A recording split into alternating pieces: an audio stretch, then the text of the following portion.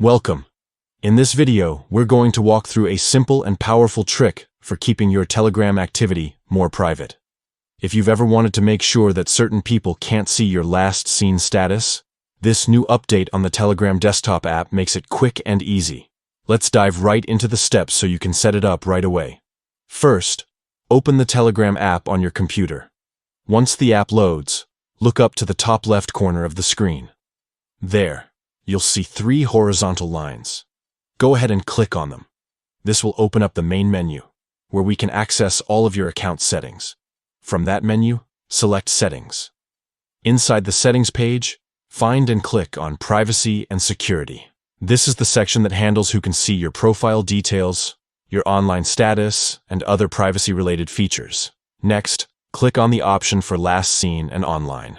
By default, Telegram lets you choose who can see this information, and here's where the customization really comes in. For the first step, select Everybody. Don't worry, we will narrow it down so that specific people do not get access. Now, look closely at the Never Share With option. Right next to it, you'll see a button that says Add Users. Click on that. From there, a list of your contacts will appear.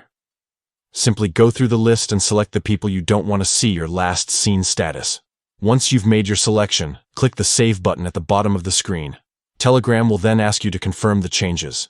Go ahead and confirm to make sure the new privacy setting is applied. That's it. From now on, those specific users will never be able to see your last seen time, while everyone else can, based on your chosen settings.